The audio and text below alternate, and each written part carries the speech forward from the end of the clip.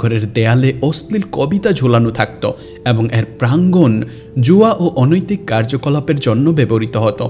কাবা তখনও প্রদক্ষিণ করা হতো, তবে প্রায়শই নগ্ন অবস্থায়। এটি ছিল গভীর আধ্যাত্মিক কলুষতার সময়। কিন্তু মানুষ যাই করুক না কেন, এই ঘরের পবিত্রতা কখনো কমেনি। এর সম্মান আল্লাহর কাছেই ছিল।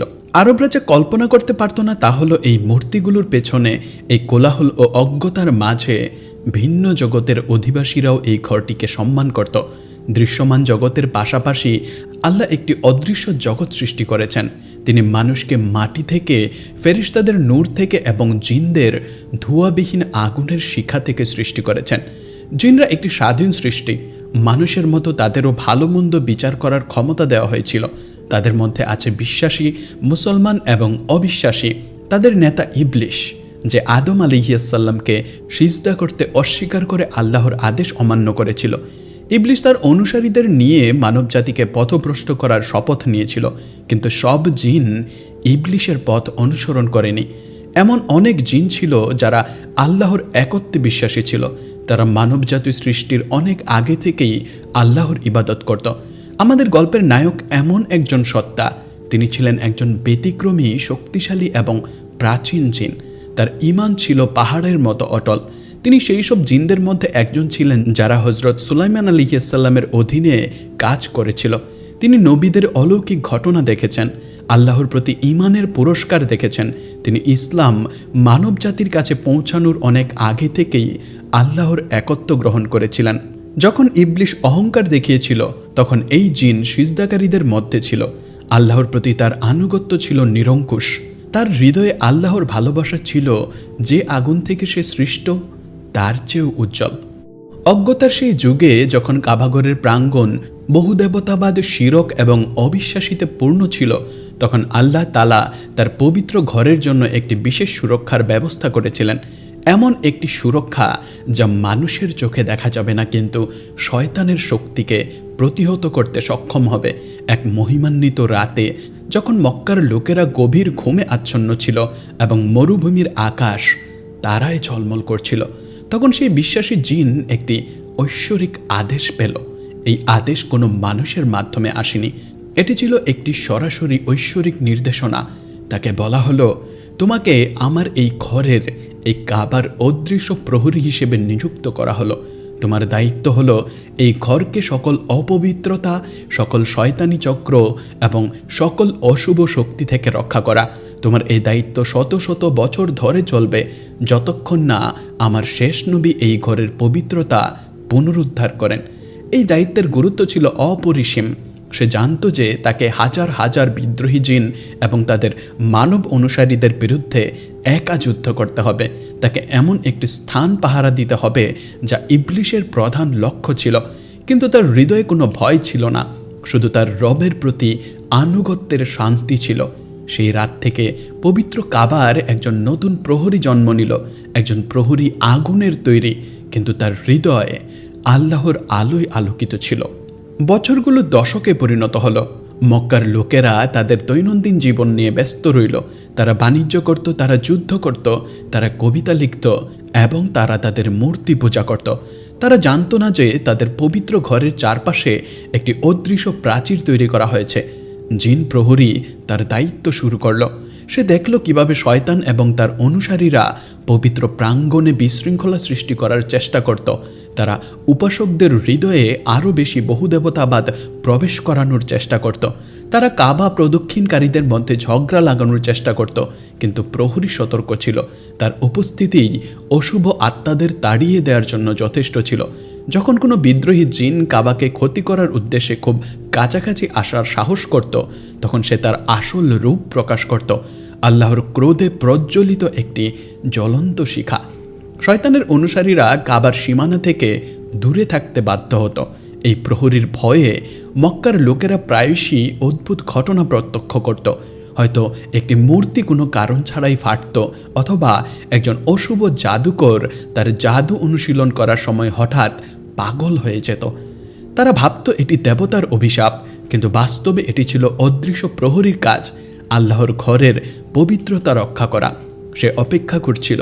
সে জানত এই অন্ধকার স্থায়ী হবে না। সে প্রতিশ্রুত নবীর জন্য অপেক্ষা করছিল, যিনি আসবেন এবং এই সমস্ত মূর্তি ভেঙে দেবেন এবং হজরত ইব্রাহিম আলাইহিসসালামের একেশ্বরবাদ পুনঃপ্রতিষ্ঠা করবেন। কিন্তু সেই নবীর আগমনের ঠিক আগে কাবা তার ইতিহাসের সবচেয়ে বড় এবং দৃশ্যমান হুমকির মুখোমুখি হয়েছিল। এত বড় একটি হুমকি যে কেবল অদৃশ্য শক্তি একা তা থামাতে যথেষ্ট ছিল না। এর জন্য আল্লাহর সরাসরি হস্তক্ষেপের প্রয়োজন হবে। ইয়েমেনের একজন শক্তিশালী খ্রিস্টান শাসক আব্রাহা, যিনি আরব তীর্থযাত্রীদের তার নিজের বিশাল ক্যাথেড্রালে নিয়ে যেতে চেয়েছিলেন, তিনি কাবাকে মাটির সাথে মিশিয়ে দেওয়ার সিদ্ধান্ত নিলেন। তিনি একটি বিশাল সেনাবাহিনী তৈরি করলেন, যার নেতৃত্বে ছিল একটি বিশাল হাতি, যা আরবরা কখনো দেখেনি। মক্কার লোকেরা আতঙ্কিত হয়েছিল। তাদের ৩৬০টি মূর্তি তাদের রক্ষা করতে পারেনি। তারা জানত যে এই বিশাল সেনাবাহিনীর বিরুদ্ধে দাঁড়ানোর তাদের কোনো ক্ষমতা নেই। কিন্তু আব্রাহা জানত না যে সে কার বিরুদ্ধে যুদ্ধ ঘোষণা করেছে। সে কেবল মক্কার নিরস্ত্র আরবদের দেখেছিল। সে সেই অদৃশ্য প্রহরীকে দেখেনি যে শত শত বছর ধরে এই ঘরটিকে রক্ষা করে আসছিল, এবং সে জানত না যে এই ঘরের একজন মালিক আছেন, যিনি ক্ষুদ্রতম পাখিদেরও একটি শক্তিশালী সেনাবাহিনীতে পরিণত করতে পারেন তার ঘর রক্ষা করার জন্য। আব্রাহার অহংকারের পেছনে ছিল গভীর ঈর্ষা এবং রাজনৈতিক উচ্চাকাঙ্ক্ষা।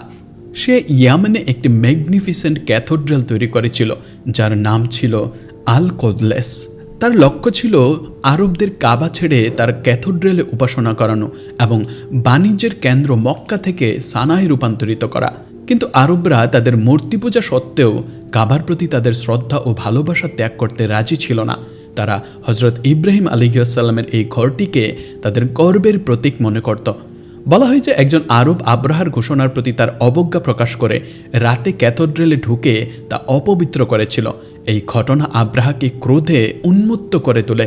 সে শপথ করেছিল যে আরবের গর্বের প্রতীক কাবাকে ধুলোয় মিশিয়ে দেবে, যাতে আর কেউ তার ক্যাথেড্রালের অসম্মান করার সাহস না পায়।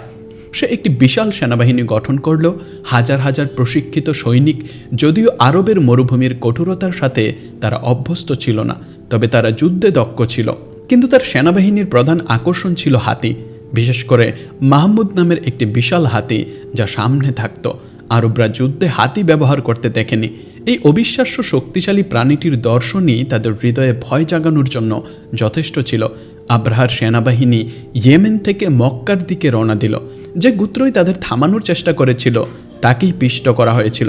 খবর আগুনের মতো ছড়িয়ে পড়ল, আব্রাহা আসছে এবং আরবের কেউই তাকে থামাতে পারবে না। এদিকে কাবার অদৃশ্য প্রহরী, সেই বিশ্বাসী জিন, এই আসন্ন বিপদ সম্পর্কে সচেতন ছিল।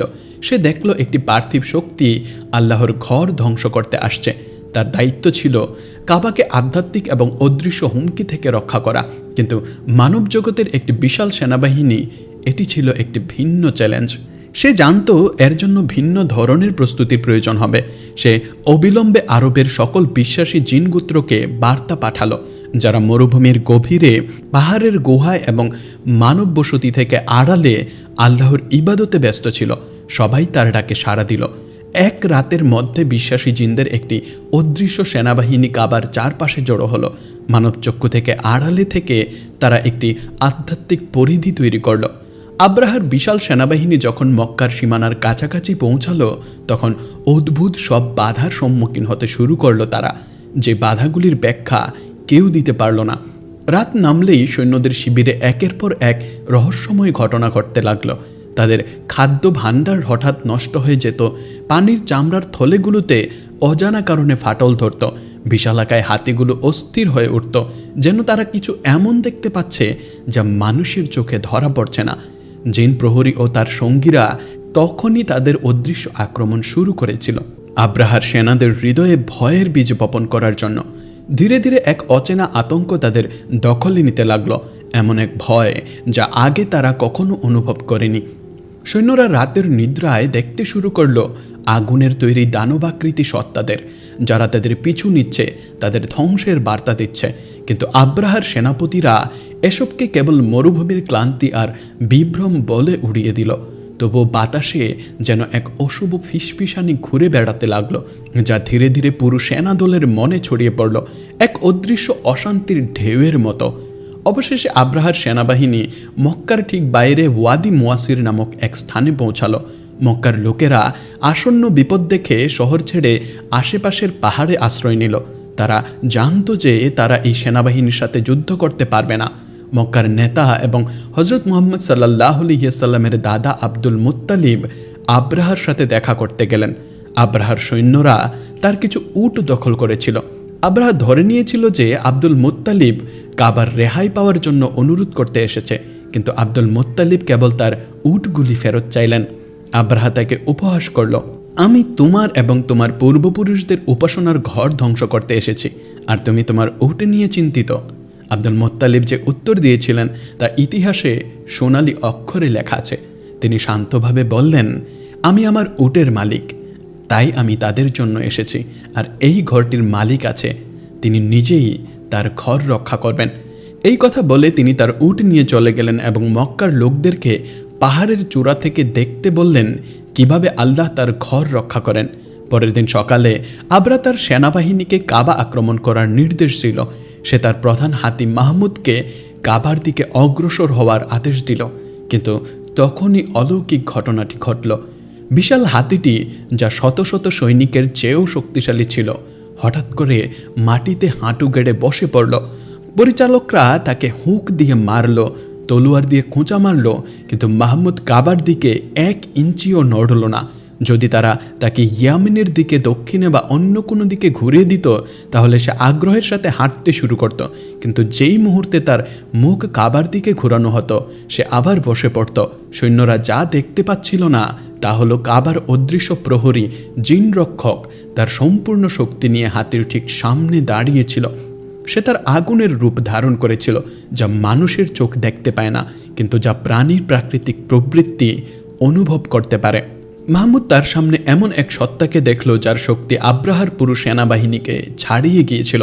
সে ভয়ে এবং শ্রদ্ধায় আল্লাহর ঘরের দিকে অগ্রসর হতে অস্বীকার করল। আব্রাহার লোকেরা যখন হাতি নিয়ে ব্যস্ত ছিল, তখন পশ্চিম আকাশে একটি অদ্ভুত দৃশ্য দেখা গেল। আকাশ অন্ধকার হয়ে গেল, তবে মেঘে নয়, ছোট ছোট পাখির ঝাঁক, যা আরবরা আগে কখনো দেখেনি, সমুদ্রের দিক থেকে উড়ে এলো।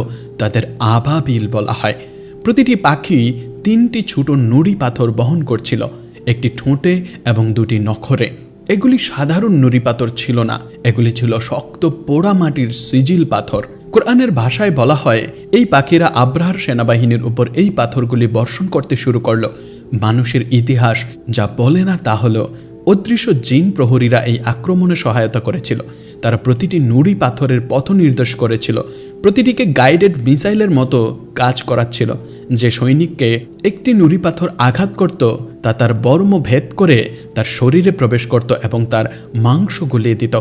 এক মুহূর্তে বিশাল সেনাবাহিনী নিশ্চিহ্ন হয়ে গেল। সৈন্যরা আতঙ্কে দৌড়ালো, কিন্তু আল্লাহর শাস্তি থেকে কোনো নিস্তার ছিল না। আব্রাহা নিজেও আহত হয়েছিল। সে তার গর্ব, তার ক্ষমতা এবং তার সেনাবাহিনীকে তার চোখের সামনেই বিলীন হয়ে যেতে দেখল। সে ইয়ামেনের দিকে ফিরে যেতে সক্ষম হয়েছিল, কিন্তু তার দেহ পৌঁছতে শুরু করলো এবং ভেঙে পড়তে লাগলো। সে সানায় পৌঁছানোর আগেই শোচনীয়ভাবে মারা গেল। আল্লাহর সেনাবাহিনী, ছোট পাখি এবং অদৃশ্য জিন একসাথে কাজ করে বিশ্বের সবচেয়ে শক্তিশালী শক্তিগুলির একটিকে জীবাণু খড়ে পরিণত করল। কাবার জিন প্রহরী ধ্বংসাবশেষের মাঝে দাঁড়িয়েছিল। তার রূপ শিখার মতো জ্বলছিল। সে তার প্রথম এবং সবচেয়ে বড় পার্থিব পরীক্ষায় উত্তীর্ণ হয়েছিল। আল্লাহর ঘর নিরাপদ ছিল, কিন্তু সে জানত এই বিজয় অস্থায়ী। এই যুদ্ধ ছিল একটি বাহ্যিক শত্রুর বিরুদ্ধে, আসল যুদ্ধ এখনও বাকি ছিল। কাবার অভ্যন্তরে 360টি মূর্তি এখনও পড়েনি।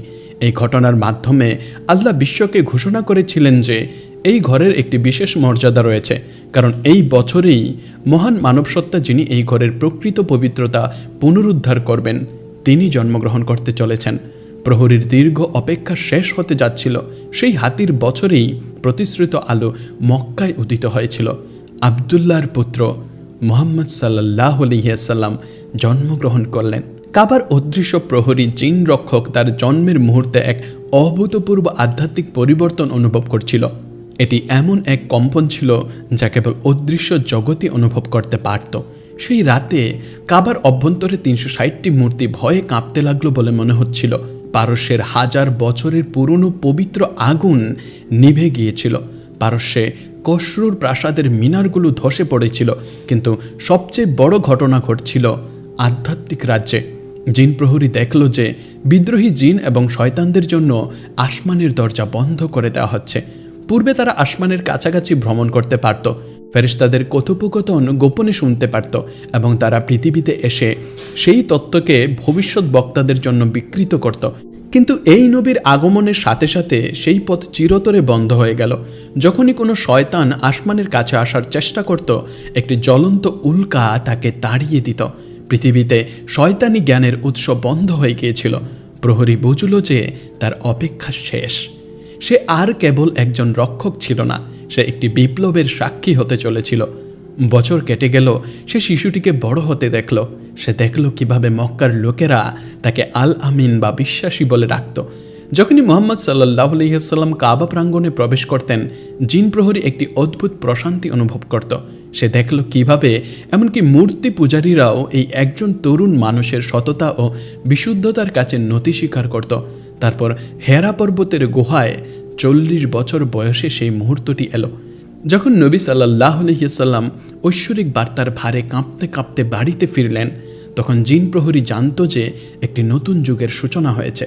সে দেখল কিভাবে একজন একজন করে লোকেরা এই নতুন ধর্ম গ্রহণ করতে শুরু করলো। প্রথমে খাদিজা, তারপর আবু বকর, আলী রাদিয়াল্লাহু তাআলা আনহু এবং জুবাইর রাদিয়াল্লাহু তাআলা আনহু। ইসলামের সেই প্রাথমিক দিনগুলোতে যখন বিশ্বাসী কম ছিল, তখন তাদের একমাত্র নিরাপদ উপাসনালয় ছিল একটি নির্জন উপত্যকা বা একটি বাড়ির ব্যক্তিগত কক্ষ। কিন্তু কখনো কখনো তারা রাতের আঁধারে কাবায় আসত। কাবার অদৃশ্য প্রহরী এই নতুন বিশ্বাসীদের দেখত। সে দেখল তারা 360টি মূর্তি উপেক্ষা করে এক আল্লাহর কাছে সিজদা করছে। এই দৃশ্য তার হাজার বছরের প্রহরাকে সার্থক মনে করিয়ে দিল। কিন্তু কুরাইশদের নির্যাতন শুরু হলো। যখনই তারা এই নতুন বিশ্বাসীদেরকে দেখত, তখনই তাদের উপর নির্মম নির্যাতন চালাতো। বিলাল রাদিয়াল্লাহু তাআলা আনহু এর বুকে গরম পাথর রাখা হতো। সুমাইয়া রাদিয়াল্লাহু তাআলা আনহাকে বর্ষা দিয়ে শহীদ করা হয়েছিল। এই সমস্ত ঘটনা কাবার প্রহরীর চোখের সামনে ঘটেছিল। তার আগুনের তৈরি দেহ ক্রোধে জ্বলত। সে সেই অত্যাচারীদের এক নিমিষে জ্বালিয়ে দেওয়ার ক্ষমতা রাখত, কিন্তু সে আল্লাহর আদেশে আবদ্ধ ছিল। এটি ছিল মানুষের পরীক্ষা। মানবজাতির স্বাধীন চিন্তা এবং ঈমানের পরীক্ষায় তাকে সরাসরি হস্তক্ষেপ করার অনুমতি ছিল না। তার দায়িত্ব ছিল কাবাকে রক্ষা করা, কিন্তু এখন তার দায়িত্বের একটি নতুন দিক উন্মোচিত হলো। সে সরাসরি বিশ্বাসীদের সাহায্য করতে পারত না, কিন্তু সে তাদের চারপাশে আধ্যাত্মিক সুরক্ষার একটি ঢাল তৈরি করতে পারত। অনেক সময় এমনও হয়েছে যে একজন অত্যাচারী কোনো সাহাবীকে আঘাত করার জন্য পাথর তুলত, কিন্তু তার হাত স্থির হয়ে যেত। অনেক সময় যখন মুসলমানরা কাবার কাছে নামাজ পড়ত, তখন তাদের শত্রুরা তাদের দেখতে পেত না, যেন একটি অদৃশ্য পর্দা তাদের আড়াল করে রেখেছে। অবিশ্বাসীরা ভাবত এটি তাদের চোখের ভুল, কিন্তু তারা জানত না যে কাবার অদৃশ্য প্রহরী আল্লাহর অনুমতিতে তার বিশ্বাসী ভাইদের রক্ষা করেছিল। অবশেষে নির্যাতন এমন পর্যায়ে পৌঁছালো যেখানে হজরত মুহাম্মদ সাল্লাল্লাহু আলাইহি ওয়াসাল্লাম এবং তার সাহাবীদের মক্কা ছেড়ে মদিনায় হিজরত করতে হলো। সেই রাতটি প্রহরীর জন্য একটি কঠিন রাত ছিল। সে দেখল কিভাবে আল্লাহর সর্বশ্রেষ্ঠ সৃষ্টি শেষ নবী তার জন্মভূমি এবং আল্লাহর ঘর ছেড়ে যেতে বাধ্য হচ্ছেন। কাবাঘরের প্রাঙ্গণ আবারও মূর্তি